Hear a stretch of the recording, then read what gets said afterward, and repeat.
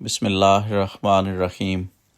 ملفوظات حضرت اقدس مسیح موعود علیہ الصلاۃ والسلام اور فارسی ادب، قسط نمبر 148، محمود احمد طلحہ، استاذ جامعہ احمدیہ UK۔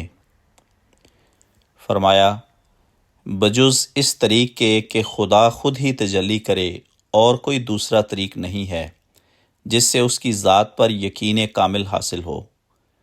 لا تدرکہ الابصار وہو یدرک الابصار سے بھی یہی سمجھ میں آتا ہے کہ ابصار پر وہ آپ ہی روشنی ڈالے تو ڈالے، ابصار کی مجال نہیں کہ خود اپنی قوت سے اسے شناخت کر لیں۔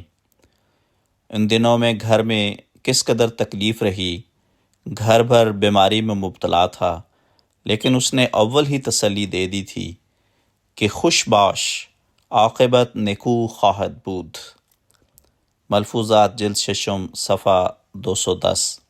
تفصیل: اس حصہ ملفوظات میں آمدہ فارسی مصرع دراصل ایک شاعر ابو سعید ابو الخیر کے ایک شعر کا دوسرا مصرع ہے، جو کہ حضرت مسیح موعود علیہ السلام کو 4 دسمبر 1903 کو الہام بھی ہوا، اور تذکرہ ایڈیشن ششم صفحہ 416 میں اس طرح موجود ہے، یعنی خوش باش کہ عاقبت نیکو خواہد بود، خوش باش کہ عاقبت نیکو خواہد بود، یعنی خوش ہو کہ انجام نیک ہوگا، خوش ہو کہ انجام نیک ہوگا۔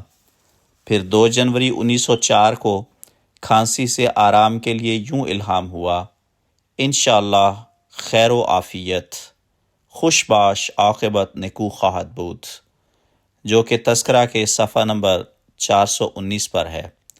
ابو سعید ابو الخیر کا مکمل شعر ما ترجمہ کچھ یوں ہے: از خیر محض جز نیکویی نیاید، خوش باش کہ عاقبت نیکو خواہد بود۔